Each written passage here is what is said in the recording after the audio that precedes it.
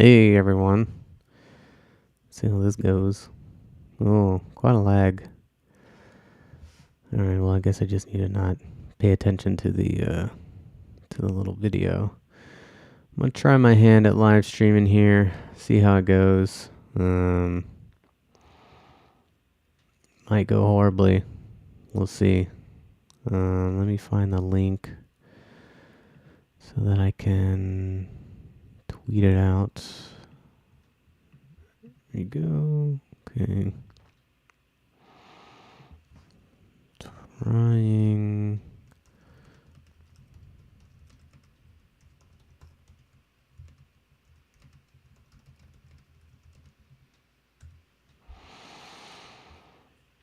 All right. Let's see what we got here.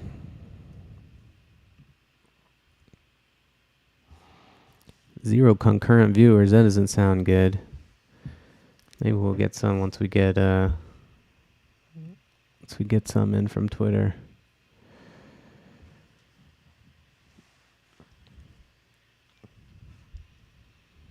I'll wait a little bit.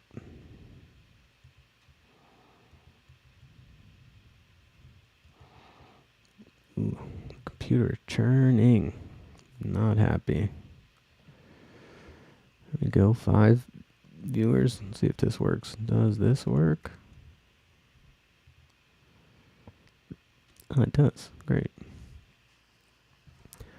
Let me wait just a few more minutes. Feel free to type things in the chat. That's really what I'm looking to do here more than anything. Chat with people. And not do what I've assigned myself to do tonight, which is prepare another episode of Mark's podcast. Oh, Merry Christmas to you, Keith. As you see, I have a little banner that says Merry Christmas.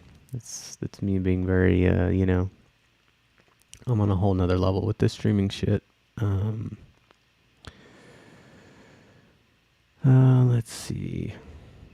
Well, let me go ahead and get some stuff going, even though we only have a few viewers.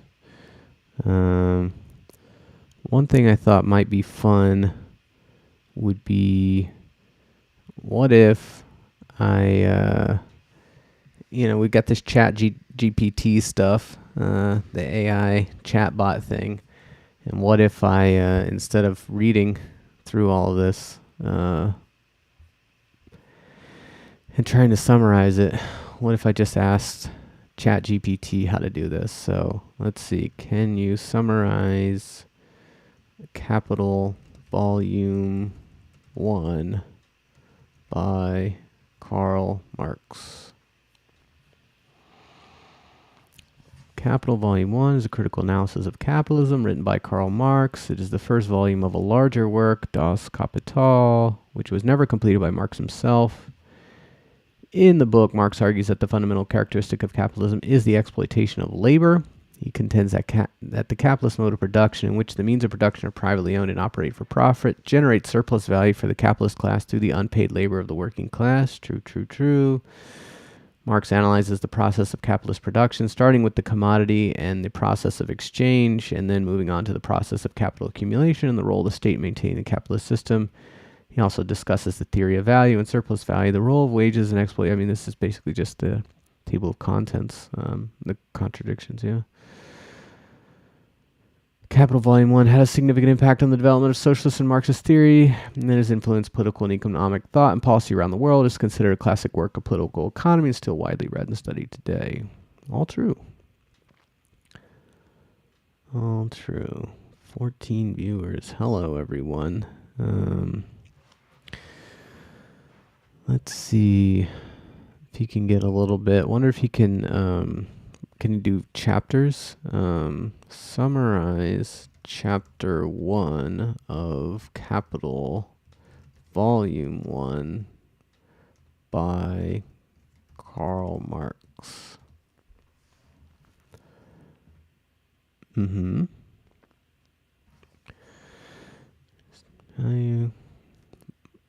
He he begins by defining a commodity as a useful object that's produced for exchange and that has a value that can be expressed in terms of money. Marx then goes on to analyze the twofold nature of commodities, which he refers to use value and exchange value. Use value refers to the practical, useful qualities of commodities, such as its ability to satisfy a particular need or want.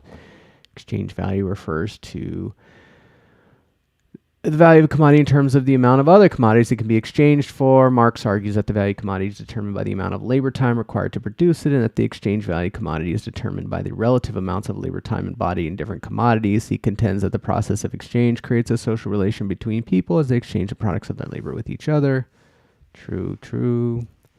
Marx discusses the role of money in the process of exchange and how it serves as a medium of exchange and as a measure of value. Argues that money allows for the exchange of commodities on a much larger scale than would be possible without it, but that it also has the potential to obscure the social relations between people that it created through the exchange of commodities.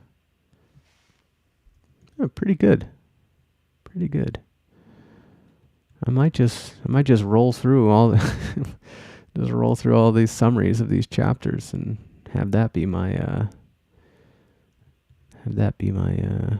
what I do. If anyone has any questions that can veer me off course, otherwise I might just have to keep going through this. I have some interesting, there's some niche questions of what does Karl Marx think about the joint stock company?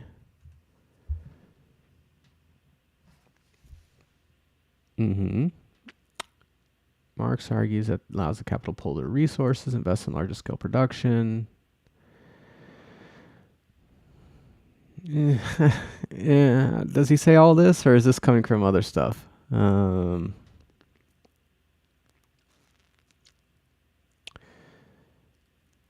Yeah. No, that's not what I was looking for. But it's interesting nonetheless to see an effort to piece all this together. I don't think Marx was talking about the limited liability structure of joint stock company. But maybe, I don't know. I haven't read every word he's ever written, but I suspect that's not true. Let's see what we have here. I read this so long ago. It's such a long book. It's kind of boring, frankly. I mean, I appreciate it, the effort to just say, what if I started from the beginning? And I just wanted to build all this out, but it can be tough to go through. Is there anything in particular that inspired you to start making more YouTube videos? Not really. I've been thinking about doing it for a while. It's a medium I haven't done before, and it seems like it's a value. It seems like a lot of people consume on YouTube, especially younger people. I want to see if I can get some things going on here. I know some people have pretty big followings and some people stream, and some of the streams are kind of strange. Like, to me, that someone would sit and watch for 3-4 hours to watch someone just kind of browse the internet, play some games, say some largely uninformed stuff. But they do, like lots of people do. So I figure let's jump in that game. Hey Matt, I'm a software developer and have been discussing whether or not open source AI like Stable Diffusion is good in that it democratizes the technology, or if it could never be good. I could use a little bit more elaboration on that, I suppose. I'm pro technology in general, and I could say, hey, that's, who also was pro technology? This man. What does Karl Marx think about technology? Key element, sure. It increases the productivity of labor, allows for the creation of surplus value, extract more. Contends that technology is used by capitalists to increase their profits rather than improve, right? So there you go. That's the question you're wondering, right? It's a double-edged sword. On the one hand, it increases productivity of labor. This one he views as a positive thing and creates surplus value, but also leads to the exploitation and marginalization of the working class. But these are the same thing, right? The creation of surplus value. But that's funny. So on the one hand, it increases, but yeah, I don't know what are the emerging divides on this. Obviously, I've seen people saying, "Oh, this is an intellectual property violation." Obviously, if you're not all that keen on intellectual property or property in general, that's not super compelling. But I think. I was looking for another answer. I wonder if you can do it this way. Explain the role of technology in Karl Marx's theory of history. Let's see what we get here. We gotta scroll down. The mode of production, or the way in which a society produces and reproduces the material necessities of life, is the fundamental driving force of historical change. He contends that the development of technology is closely tied to the mode of production, as it allows for the increased productivity of labor and the creation of surplus value. Technology has a transformative effect on society.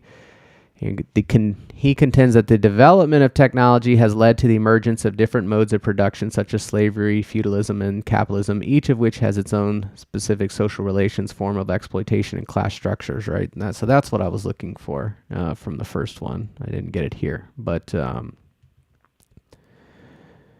the way history moves forward is through technology, including the way that we can maybe enter into different forms of economic organization. And I mean, I suppose that could go a number of ways, right? Perhaps new technology pushes us in the direction of a new form of production that makes things way worse, or it could push us in the direction of making things way better. I mean, you can see this tension kind of unfolding a little bit with the AI stuff, where especially the image generators, you have this sort of like conflict occurring where all of a sudden we can produce way more high quality illustrations and graphics than we ever could before because of, DALL-E and stable diffusion and all that kind of stuff, which seems like it's only going to get better and better. And you have other people trying to say, oh, within the bounds of the existing mode of production, we have these intellectual property laws, and those intellectual property laws maybe are kind of being violated by this. We don't really know because it's a novel issue, but people are trying to kind of stuff it back in the box by using the existing system of production, which has these IP laws embedded in it. What Marx is going to tell you is that that's not going to work.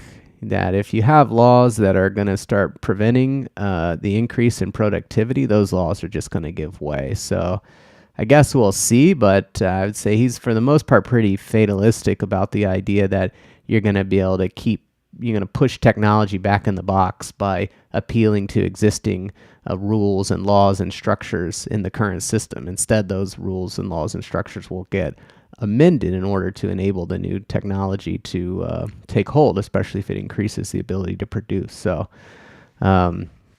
he would say that in a non-normative sense, not it's good that happens, but that it will happen just as a matter of fact. It's a historical constant, a historical observation or whatever.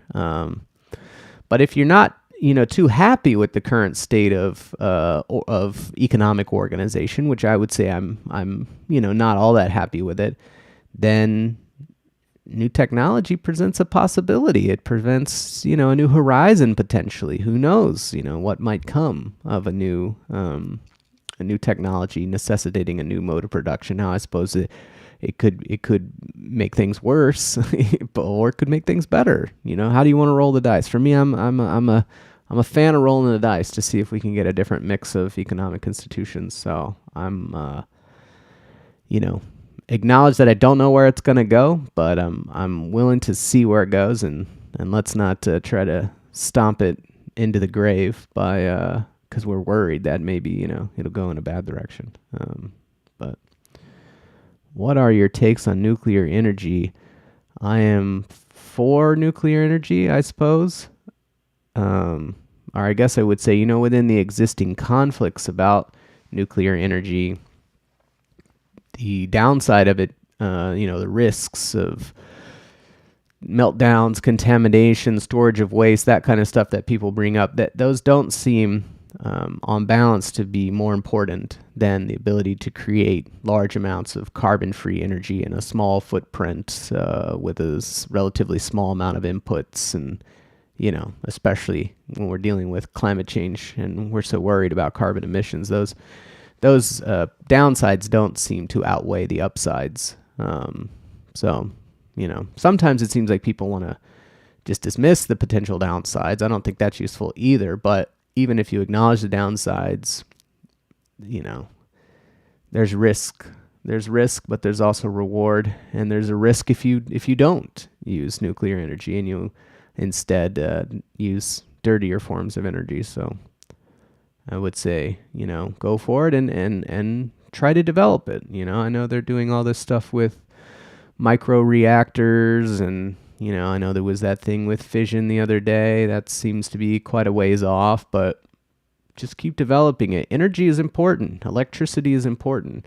The more energy you can produce, the less labor you need, the less human toil you need, because you can use electricity and machines to replace human toil. In fact, that's sort of the main trick of growing an economy and becoming a wealthier society, is when you replace human labor with electricity and machines, or I should say complement human labor with electricity and machines. Now you can start doing some pretty cool stuff, or not just electricity, energy in general, right? You replace the horse and the plow with a tractor, and so on and so forth. So I'm for energy abundance, I guess I would say, and so nuclear seems like a good idea in that context. But who's going to win the NFL MVP this year?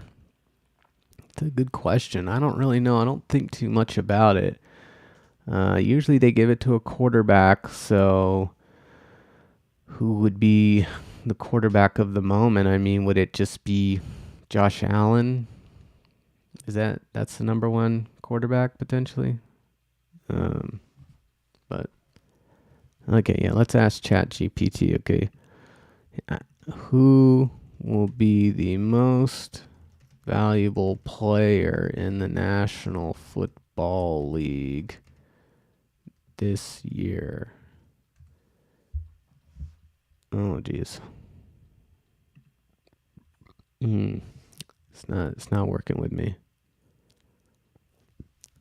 Who will be the most valuable player in the National Football League this season? How about that? Yeah, I've gotten this many, many times. I kind of thought that's where it was headed. They don't want to give you anything. Mahomes, Allen, or Hurts, depending on how the playoffs work, I suppose. Oh, there you go. Yeah. Let's see. What else did... I wonder if he can do something like...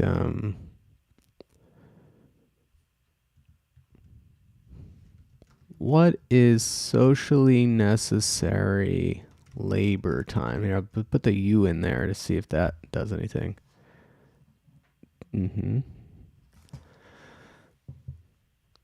Average labor time required to produce the commodity in a given society. Marx contends that the average labor time required to produce the commodity is determined by the level of productivity in the society and the state of development of its technology. He argues that the more productive a society is, the less labor time is required to produce a given commodity, and the lower the value of the commodity will be.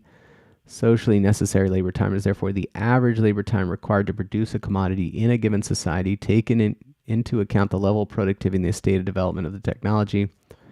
It's a key concept in Marx's theory of value and surplus value, as it forms a basis for his analysis of the exploitation of labor under capitalism. All right, pretty good, I would say. Always find this interesting. As you increase productivity, which I think is pretty much equivalent to his notion of relative surplus values. Increase labor productivity, then you can produce more stuff with less labor, and then that's going to reduce the value, the exchange value, the use value of of the product. Now, of course, in I don't know, conventional economics, we would say, well, that it's not that it's going to reduce the value of the product. It's just that, you know, as it becomes easier to produce something, competition will push the price of it down, and that's why it'll, but it refers to increase in surplus values that are obtained by increasing the productivity of labor rather than increasing the length of the workday.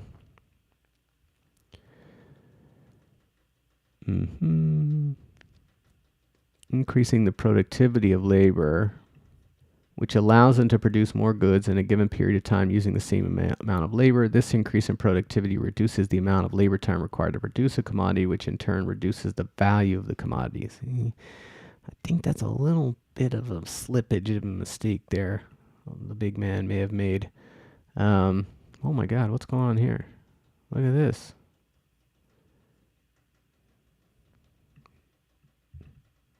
Weird. However, since the price of the commodity is determined by its value, the reduction in value leads to a corresponding reduction in price, which allows the capitalists to sell their goods at a lower price while still making profit. See what I'm saying? They would say, well, no. What happens is they figure out how to produce the good with less labor. That doesn't cause them to reduce the price like directly. It's just that over time, as they're getting more stuff out there, competition will put a downward pressure on the price potentially. It's but here we go.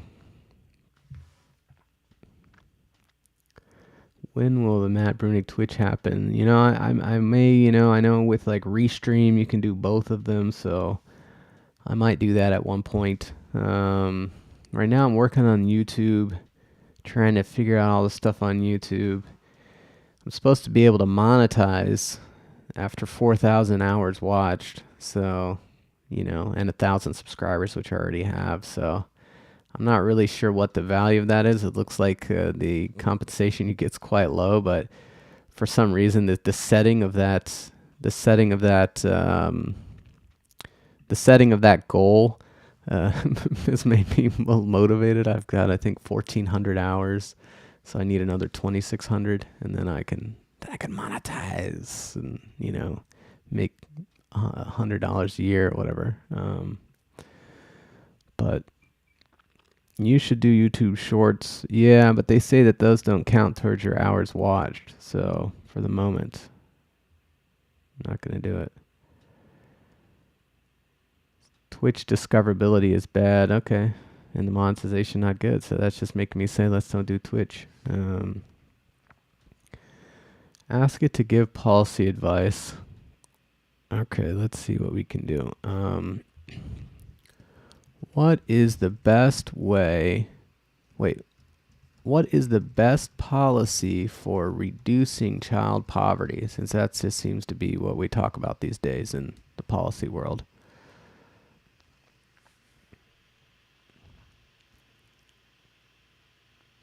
Financial assistance to low-income families, including cash transfers, early childhood education and development, progressive tax system, which that doesn't really make sense. The minimum wage, a little bit, yeah. Affordable housing, certainly. So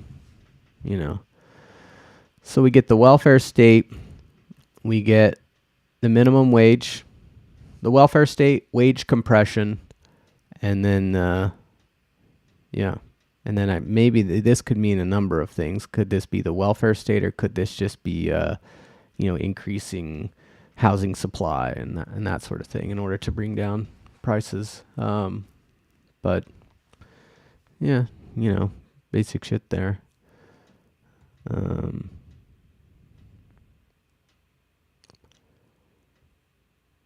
GPT-3 is boring. Why is it boring? It's a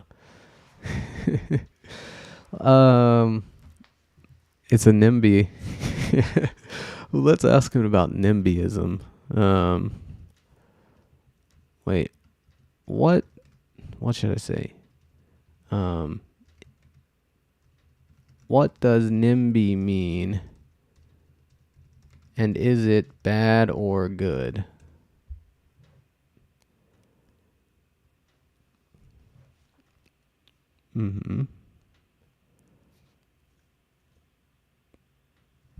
To a lack of progress and inability to address important issues. There's no straightforward answers on whether it's good or bad. Some people may see it as a legitimate expression of local concerns and a way to protect communities from potentially negative impacts. Others may view it as a barrier to progress and a way for privileged groups to block projects that might benefit others. Ultimately, the value of NIMBYism will depend on the specific context and the balance between the interests of local residents and the broader community. So there you go. Yeah, it is. But it's interesting to see what it regurgitates and from where. Harden asks, did we survive Christmas? We did survive Christmas. We're in this situation, and I guess it's not the worst situation, but, the grandparents come and they bring too many items, and that kind of makes the process a little bit miserable for everyone involved. But, that's life, I guess. I'm glad to hear you watch a Turkey Day. What is the plan for 3P in 2023? People's Policy Project. It's kind of similar to the plan we had this year, focusing more on state and local policy and focusing on kind of analytical papers, or I'm not sure what you would call it, but just kind of more exploratory papers. So the last paper we put out, if you could call it a paper, it was sort of an interesting mix, was Ryan Cooper went to the Faroe Islands and looked into their tax system. That is his view and my view as well, the best tax system in the world. It's a small little island nation that is formally part of Denmark, but is actually semi-autonomous. And it has the best tax system in the world. So that's not like the usual policy papers we put out where we're like, here's the problem, here's the solution, here's how you implement it, A, B, C. It's just kind of like, look at this other tax system. Isn't it nice? Like, we could kind of do something like that, and you just sort of leave it there.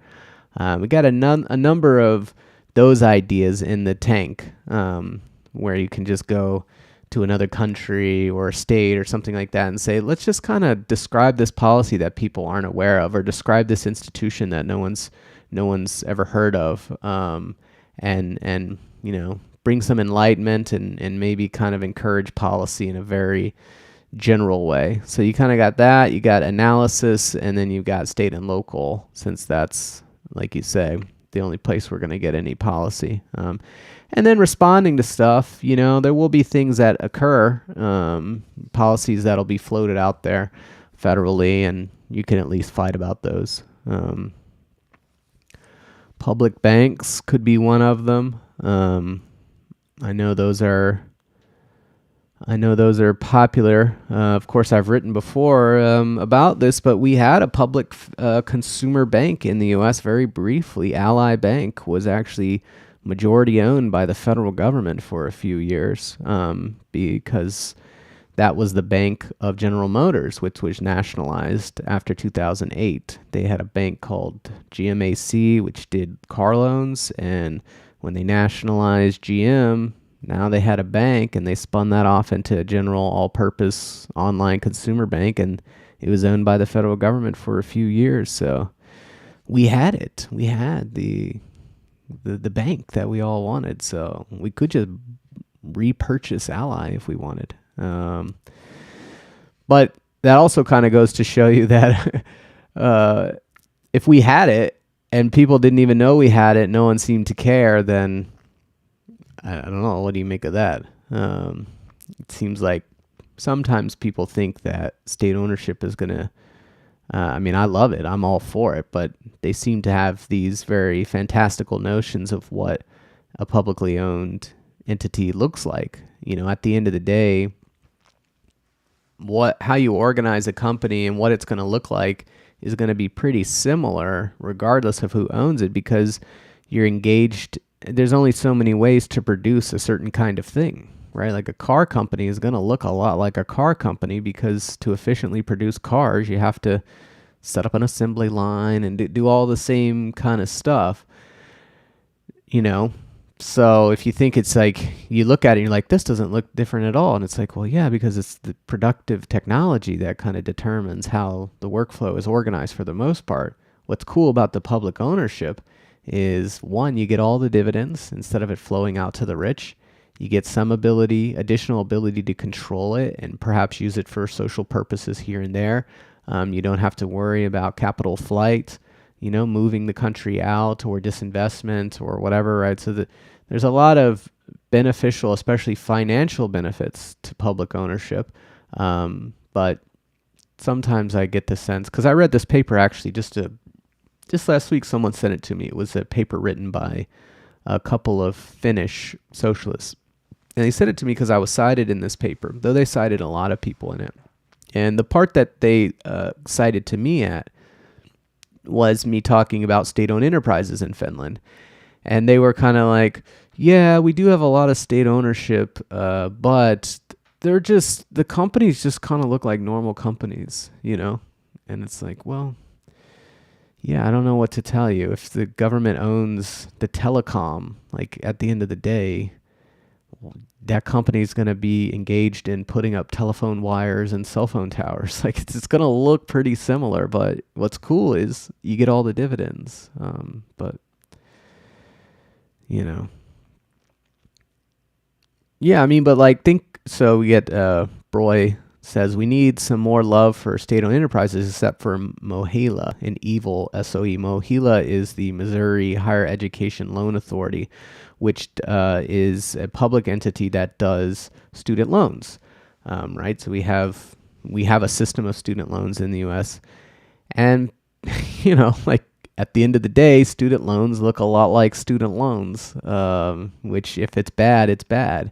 But I would much rather, because they nationalized the student loan portfolio under Obama, and I would much rather have the interest paid on student loans go into the federal government than have the interest paid on student loans be paid out to wealthy individuals who own student loan asset-backed securities, which is how it was before, right? At least like to have the money come into the government. Now, it's a separate question of should we even be providing this service at all, or should it be done a different way? And I mean, I understand that, but if you had to do it, or prisons are the same way. The prisons are awful, but like the private prison companies are far worse, just actually in practice than when you have these public prisons. Obviously, they both suck pretty bad, especially in the U.S. But if you had to choose, I think you would rather have them organized publicly. So, I don't know. People seem to get their feathers ruffled because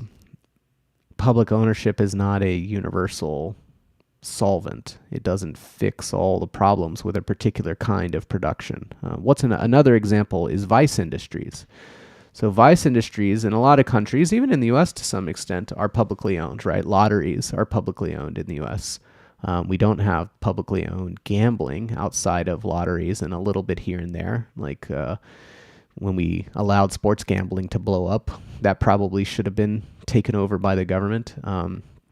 In other countries, and including some states in the U.S., liquor and alcohol is sold by a public entity.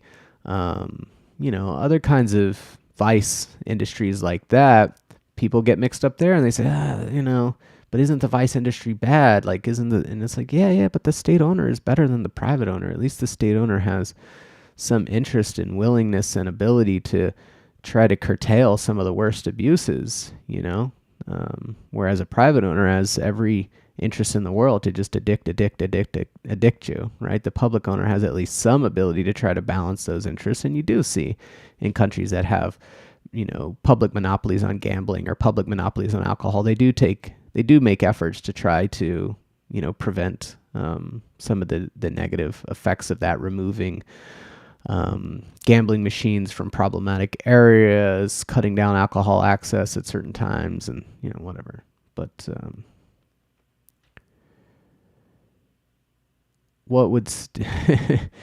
there is a ton of privately owned vice industries, almost all casinos and sports betting. What would state-owned prostitution look like? So, I mean, again, it's the same thing. And I mean, that one's a little more, obviously, not everyone regards it as a vice industry. But, if you do, I would say the way public ownership of vice industry, like the ideal structure of it is, you recognize that there is you recognize that if the government does not, let's put it this way, you have an industry and you have kind of three options. If it's a vice industry, one thing you can do is try to ban it and just prevent it. And there are some industries where that's reasonably possible. Like it is reasonably possible to prevent, just wholesale ban the production of certain kinds of things. We did it with HFCs when we had the ozone hole. We were able to just ban that and say you can't do that anymore, and like really kind of keep control of it for the most part. So that's like one option to the vice industries.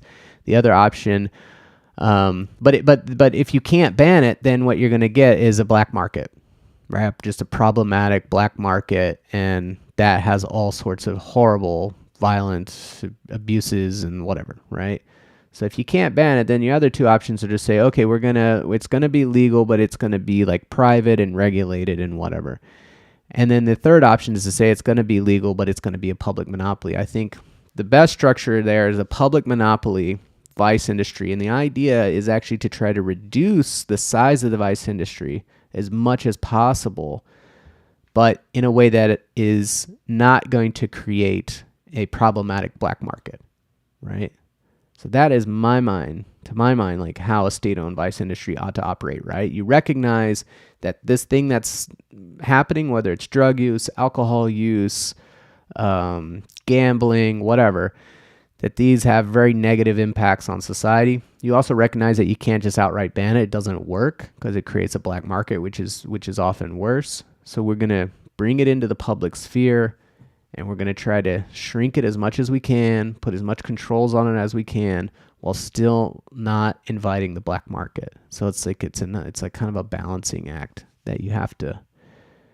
It's a balancing act that you have to play. That's my view on it. Not everyone does it that way, though. But that to me like makes a lot of logical sense.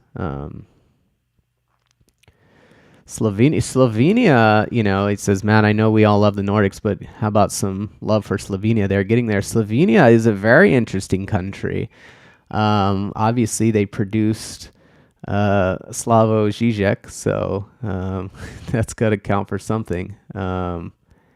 And they produced Luka Doncic, I believe. But no, sometimes they pop up in these OECD figures. I don't say they're quite as up to date on their data as some of the other countries, but they look to be doing like reasonably well. Like the GDP is growing, their inequality is pretty low. Like I've been impressed sometimes when I open up an OECD spreadsheet on a particular indicator and you see Slovenia just actually duking it out pretty well with some of the top dogs. So maybe they'll get there. I hope they do. Slovenian, yeah, maybe I should do a Slovenian welfare. I have not looked at it at all. The only thing I've seen of Slovenia is just the spreadsheets. They'll pop in some of those OECD ones, and I'm like, wow, that's pretty impressive what they got going on there. Let's see. More on prostitution.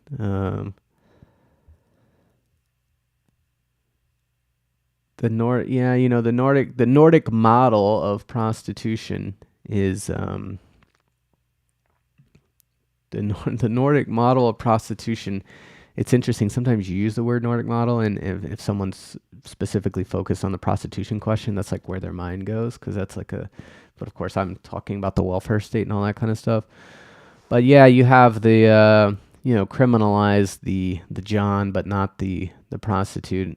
Or we should say sex worker, obviously, with modern nomenclature. And yeah, I think on the left, that's in the U.S. and on the left, that's been a subject of much controversy. I think there seems to be a divergence of views on the general desirability or vice-like nature of that industry. that don't always line up country to country.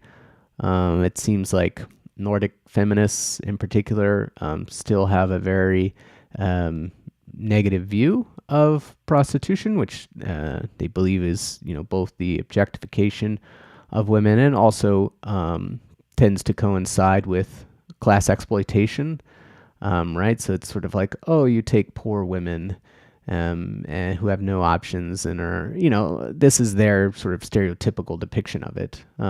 It's hard to square maybe with certain kinds of sex work like camming and stuff like that. But, the traditional forms of it, I suppose they'll take the view that, look, this is basically desperate people, women who are being, through economic coercion, being forced to sell themselves and so on. Whereas we seem to take a more lowercase l liberal view on the left. This is at least the radical left in the U.S. and seems to take more of a view of this is actually it's important for people to have control and power over their body, including if they want to do sex work, right? So it almost kind of sounds like a more like libertarian position versus a position that is more traditionally associated with the left, which includes class and economic exploitation as the root. And I would say that the Nordic feminists tend to lean in that direction, and not just on this issue. You see it also,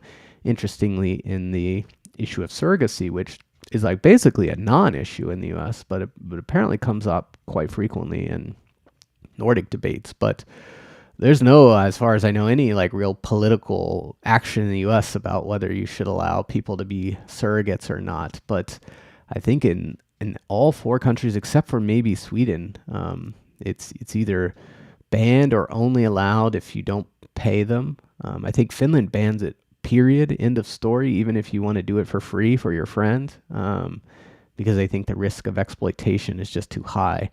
And they would view, again, this sort of objectification of women and class exploitation as being a key part of that.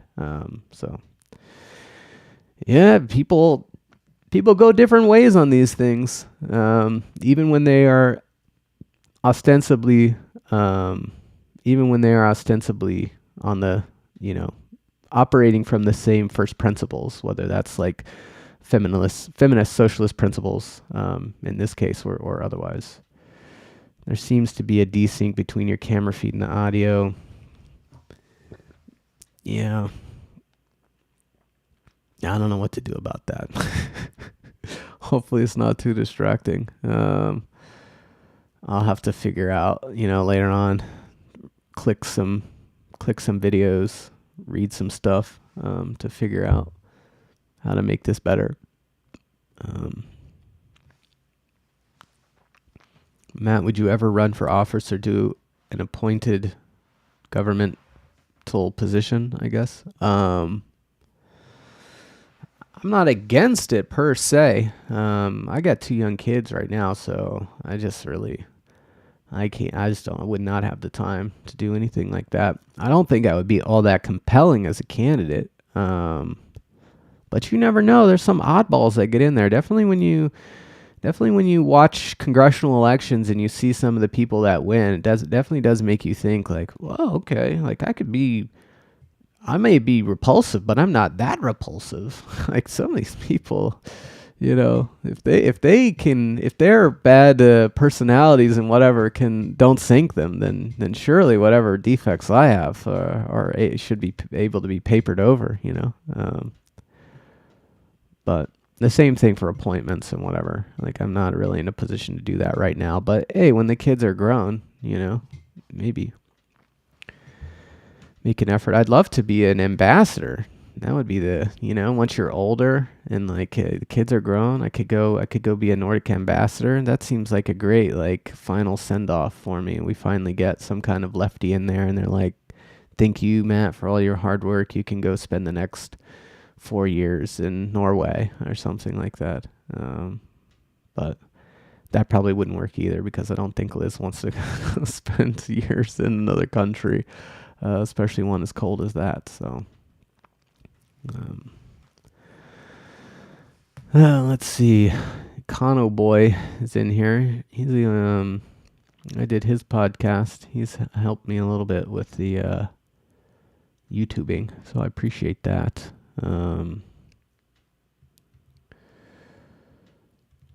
What else have we got? How do I even know how much time I've been doing this for? Oh, it's down at the bottom here. 45 minutes. Okay, that's a pretty good time, though. I shot a 50-minute video today. I don't know. I have to remember. It's hard to judge, like, what in other contexts, like when I'm writing stuff online, I'm like, this is a good piece. I like this piece. I would read this piece. But the thing is, I don't watch any streams or watch YouTube videos really, except for like YouTube tutorials which those are awesome when they're like teaching you how to do stuff around your house and whatever. But other than that, I'm not really, so like I have no way to judge what good content is. But yeah, that I'm thinking I'd just become a debate. So that's what I hear is a lot of these streams, they just do debating and stuff. And at one point, Destiny, I was supposed to be on his stream to debate him. This was many years ago. Not many years ago. I don't know, a few months ago. Maybe a year, I don't know. And we couldn't figure it out. In part because he was like, yeah, I get on and stream for like 6 hours between such and such. I'm like, I don't know, man. I gotta work. I have stuff I do. I don't actually have that much time in the middle of the day. But yeah, maybe I need to get going in that. I know he had Richard Wolff on. I actually thought about watching that whole thing with him and Richard Wolff, Destiny and Richard Wolff, because some people say that Richard Wolff did not do well in that debate. And if so, that's not a great outcome. I'd love to see where he got jammed up, and maybe I could do like a video on that. Obviously, I like Richard Wolff, though I'm not of the same mind as he is on the importance and primacy of the worker co-op as the organizational model of socialism. But are there any welfare state designs that you think would be good to strive for that aren't implemented anywhere? There have been some ideas over the years that are kind of interesting. Obviously, these are more peripheral things that aren't as important. But the one that was proposed, this was actually in the U.S., and I think there may have been Mid-Century Sweden was proposing this for a while, but the idea of a sabbatical.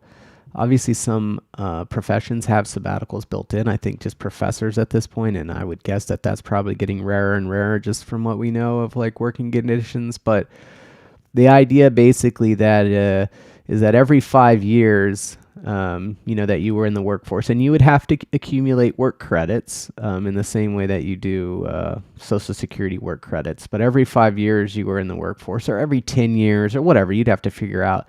You would be allowed to take 1 year off. It's sort of like paid leave or unemployment benefits in some sense, like it's structurally similar to that, but it's different in that it's not, because of caregiving needs or because of job loss, but just because you want to chill and go do something for a year. And I can imagine, especially as a society gets richer and richer, and once you've hammered out, look, we've got a good vacation policy, we've got a good sick leave policy, we've got good holiday policies. Once you've done all that, it seems, and we've got paid leave, like once we've kind of managed all the basic stuff, perhaps the next frontier for work reduction would not be, as some people propose, a shorter work week or a shorter work day, but maybe people would actually have a better time just saying, hey, every 10 years you get a year off. I don't know. I could see that. I would like to do that. I've been in the workforce now for 8 years. To think that in a couple of years I could take a whole year off and have my income fully replaced and be able to pick up where I stopped. It's appealing. But I don't. Yeah, no one's ever done anything like that.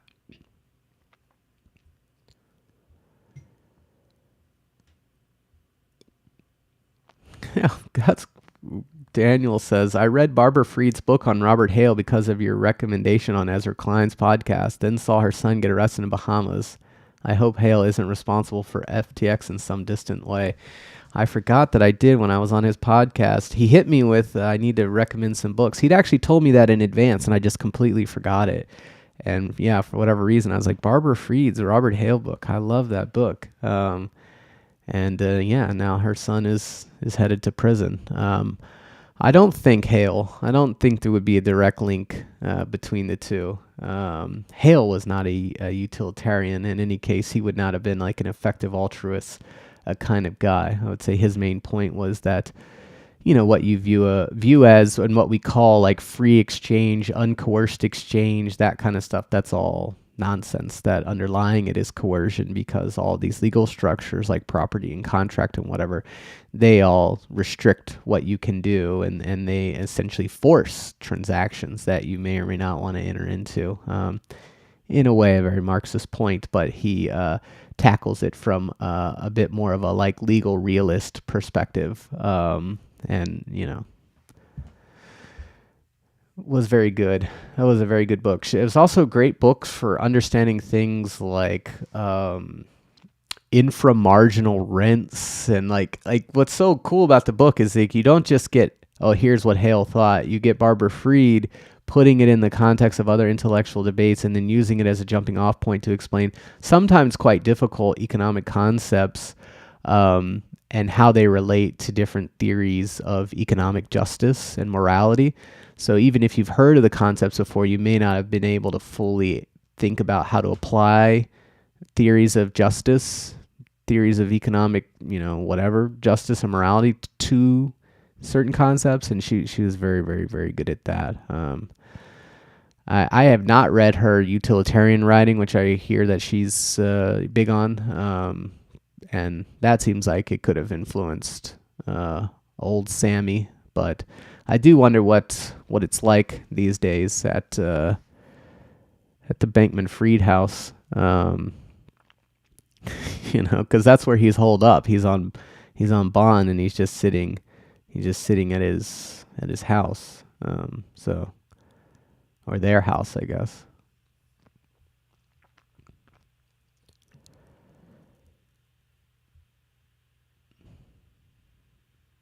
Let's see.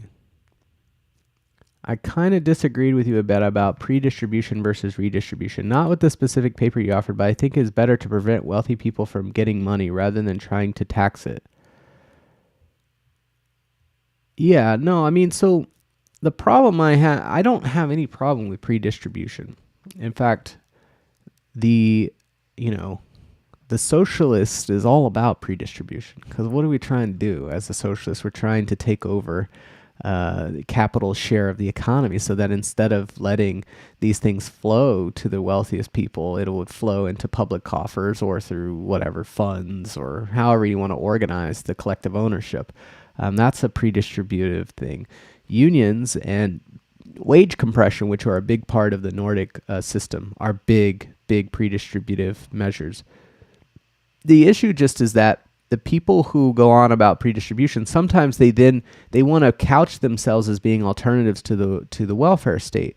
And socialists have been doing this forever. In fact, I think there was this Zizek YouTube video from a long time ago that I remember being shared so many times, in which it's like, the welfare state is just, what the capitalists stole in the first instance, we then take some of it back and give to other people.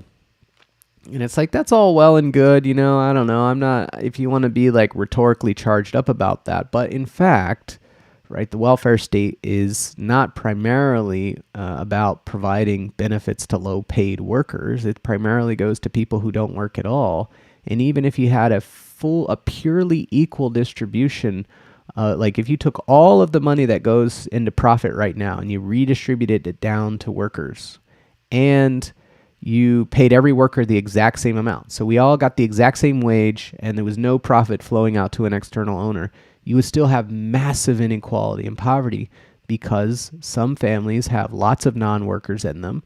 such as, say, a single mother with 3 kids, or 2 elderly people living together, or a disabled parent, whatever. You could go on. Some families have a lot of people in them that aren't currently working, and some families have very little or no people in them that aren't currently working.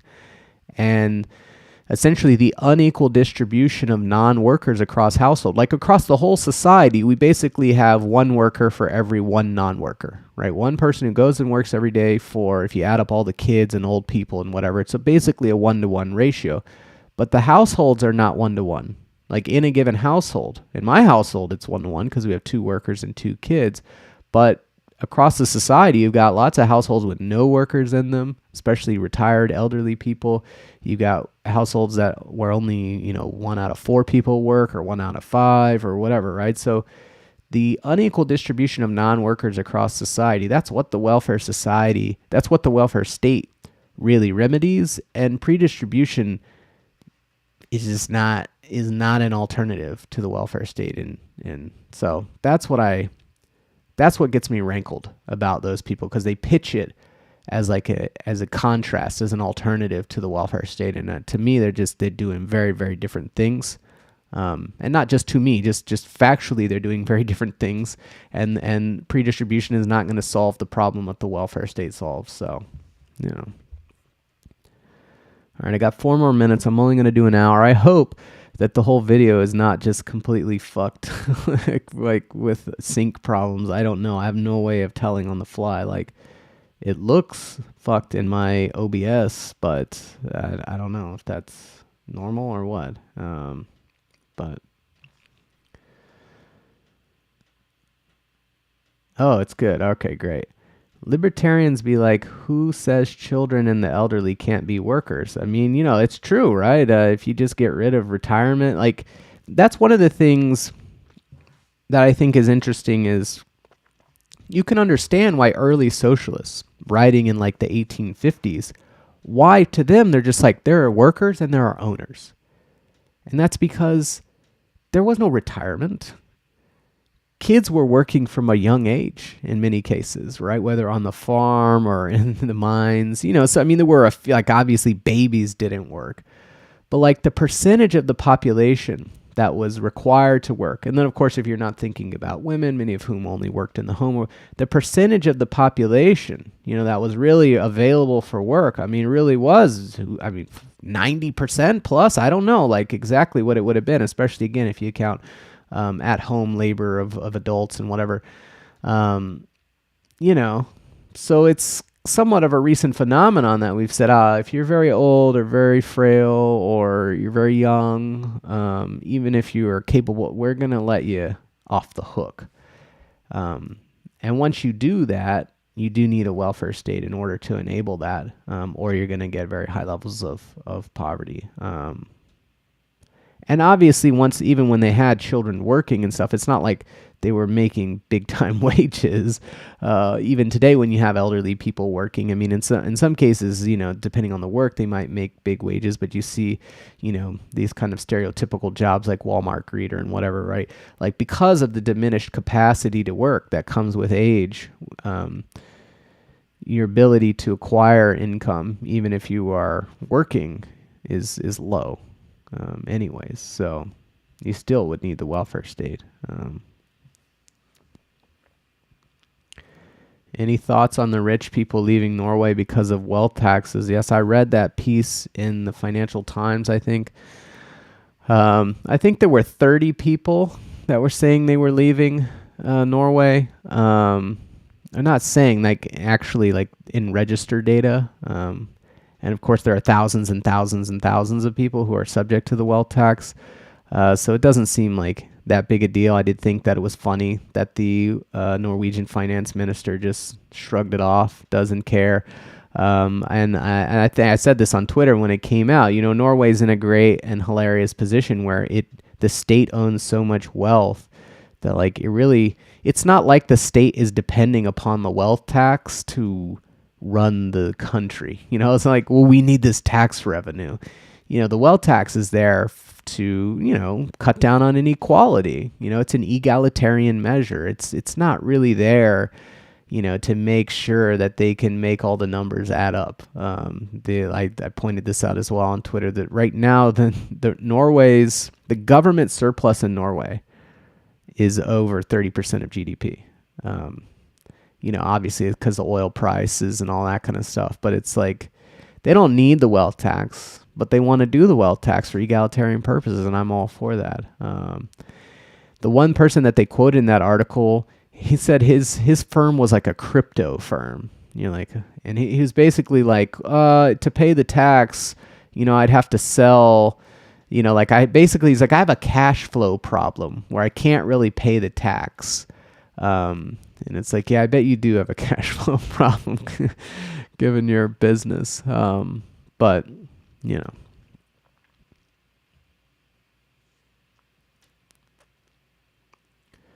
can you prevent capital flight? I mean, they were talking about exit taxes. If you want to leave, if a wealthy person who's subject to the wealth tax wants to leave, then you can do an exit tax. People sometimes shy away from that. They seem to think that that's a little bit makes them a little bit feel bad, but I don't care. That seems fine with me. If all right, cool, you can go, you can migrate out, no problem. It's going to be a one-time charge of 10% of your wealth. Only for wealthy individuals who are doing it to dodge a tax. Now, maybe your calculation changes and maybe you keep your residency in Norway. I mean, why not? I think, there is an impulse here. Obviously, you don't want to be too heavy-handed with people, freedom of movement and all that, but an economic system is something that we all kind of collectively create, even if it's a capitalist system. We set out to create a set of rules that we're supposed to be governed by, and we all agree that, I will follow the rules and you will follow the rules, and we have a democratic way to change the rules and to argue about the rules. And if you just say, if the rules don't go the way I want, I'm going to exit. Well, the wealth that you have that you're able to exit with is itself an outcome of the economic system, right? So if we're saying, look, we'll allow certain people to accumulate wealth, we're going to create a system where we know that, there are going to be some people who end up with a lot of wealth, like more wealth than we think they should, just because of the kind of transactions that we allow and the kind of business forms that we allow and the kind of stock ownership we allow. Like the system that we're setting up with corporations and money and whatever, we know that on the top end, that's going to result in some people getting really excessive amounts of wealth. And we don't really want that to happen. But the way we're going to deal with that is by capping essentially wealth accumulation with a wealth tax, right? And all these institutions, they fit together, right? We only allow that kind of accumulation in the first place because we know that on the back end, we can effectively cap it to some extent with a tax, right? So if you were to say, well, I'm going to take advantage of the part of the system that lets me accumulate this wealth, but I'm going to dodge the part of the system that's meant to check it, when those two pieces of the system are meant to work in an integrated way, you're cheating. You're not acting the way you ought to be acting, as a democratic citizen and member of a society and whatever, right? These two institutions, the tax and the accumulation and the ability accumulation, they were supposed to work together. So I got no sympathy for someone who seems to think, oh, this is my money and I don't. No. Your accumulation was always meant to be subject to this tax. If the tax wasn't there, they probably would try other ways to change the rules to prevent the kind of accumulation in the first place. So, suck it up.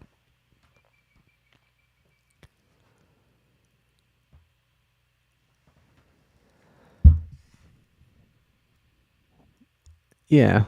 Wealth tax makes a lot of sense. It prevents, you could say it prevents, Norway has a very funny situation where they don't have what they call like pools of local owners or whatever. There was a phrase they used, but basically they don't have a lot of like really wealthy Norwegians who are capable of anchoring national ownership of like businesses and stuff there. And this is a long-standing result of their egalitarian policies. And this rankles people sometimes because there's no one you can really kind of sell stuff off to. there's nothing you can really do. Like they just don't have these pools of cash sitting out there.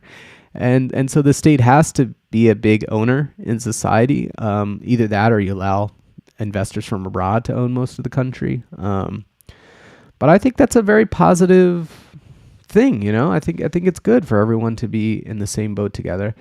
The other thing is, like there are different ways to get at these taxes and stuff, and I read a paper not too long ago that was talking about the wealth tax. It says, look, it makes perfectly rational sense to say, in a society where we have split kinds of taxes, you might want to, for example, let's take this example. Norway might say, look, we want our corporate tax rate to be competitive globally, meaning we don't want to have a corporate tax rate that's all that high, because corporate tax rates affect all kinds of investors, including foreign investors. And yeah, we do exist in a global market, and we do have to attract foreign investment. So we have to worry a little bit about what our corporate tax rate is going to be. We're a small peripheral country operating in a global economy, right?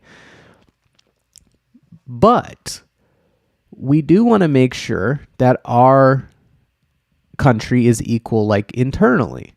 And so what we're going to do is we're going to keep the corporate tax rate competitive, because that corporate tax rate effectively determines the net return for all kinds of investors. But for locals, we're going to use a wealth tax to essentially make sure that they don't accumulate too much, because we don't want to have that kind of level of inequality in our society.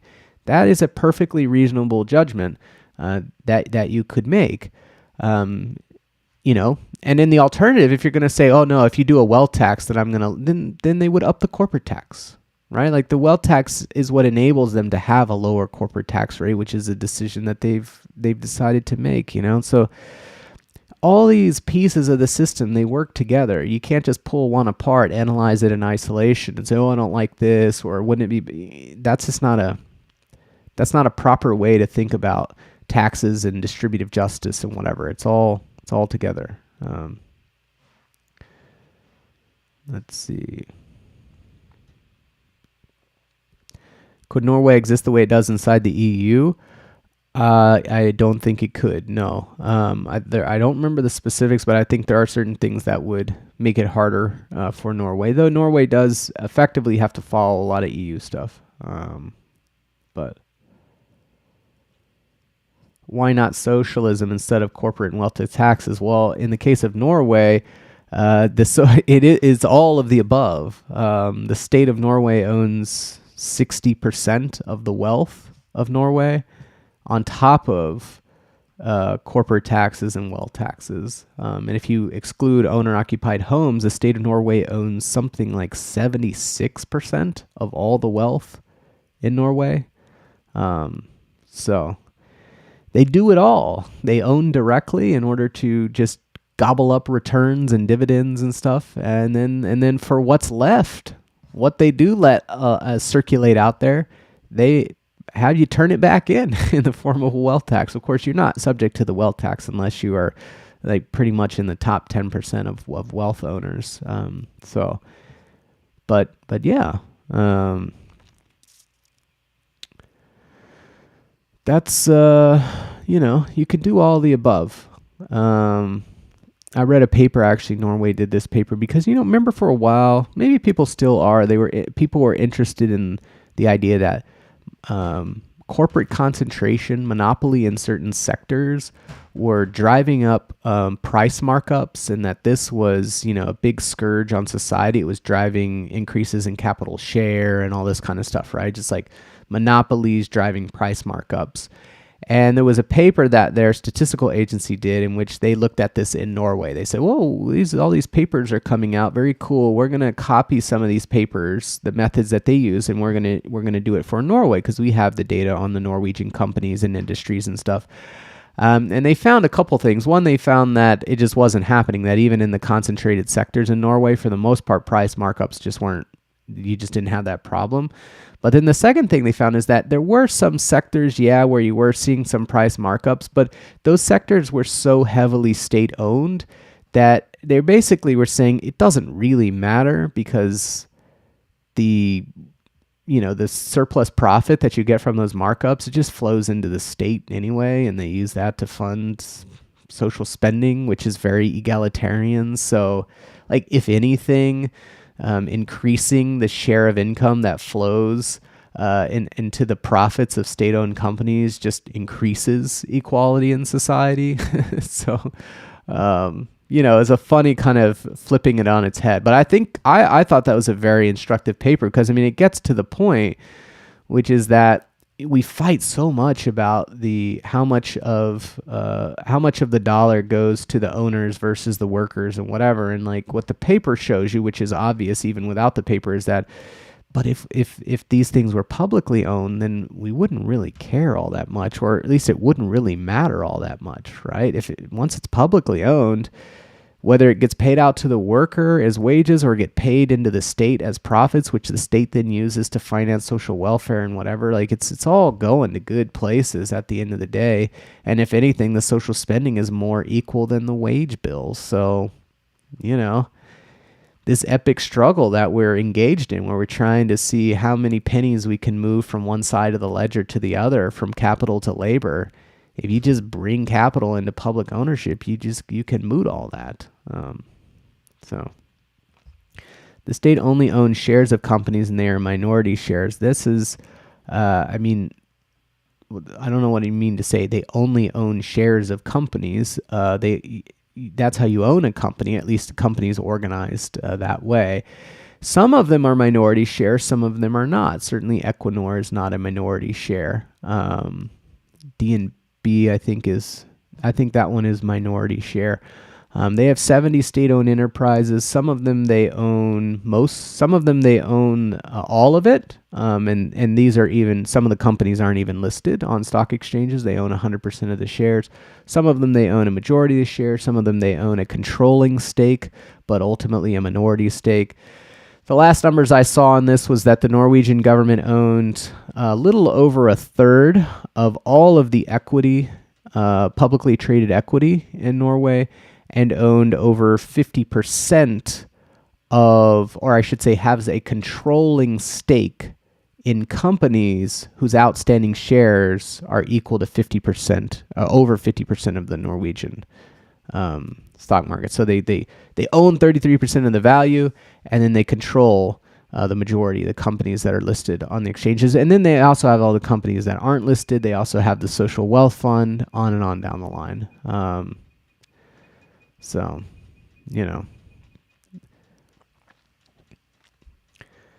socialism owns a company wholly without shares. No need for shares under socialism. If you own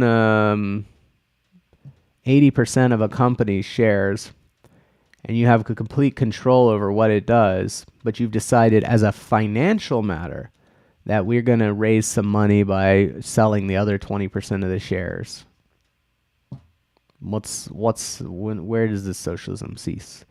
Unless you're just going to, socialism is 100% ownership of everything. And what I would say is that's just let's focus on institution by institution, as opposed to trying to figure out where is there still a little bit of private ownership to snuff out, right? Certainly Norway has gone way down the spectrum of these things. To give another example of the finance issues, the Tennessee Valley Authority in the U.S. Is 100% owned by the federal government, but it also sells bonds to private investors, right? Because it needs to raise money in the financial markets sometimes for investments. So it sells bonds.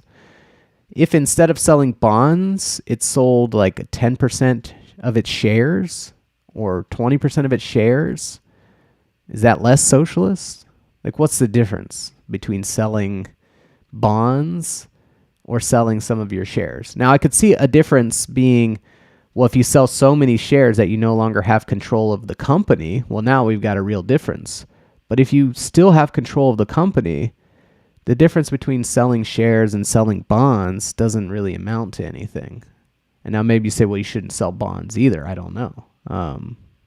But to me, right, at the point in which you have the majority ownership and control and you're exercising it that way, whether you're issuing shares or bonds in order to raise capital, it doesn't really affect the character of the company. Now, I would love, of course, to get to some final state where you don't ever sell bonds or shares because you've got it all flowing internally. But as you move in a reformist path, in a social democratic path to socialism and public ownership, selling some shares and bonds here and there, it's not the worst thing in the world. And I would say that we could still characterize those companies as being, essentially socialistic, certainly much more so than we're used to. But anyways, I've done an hour and 15. I'm going to go ahead and stop this stream. Merry Christmas, everyone. And, if you missed some of it, it should be like available on the website, on my channel as like a video, I think. So check it out. And I'll try to do more of these at some point. So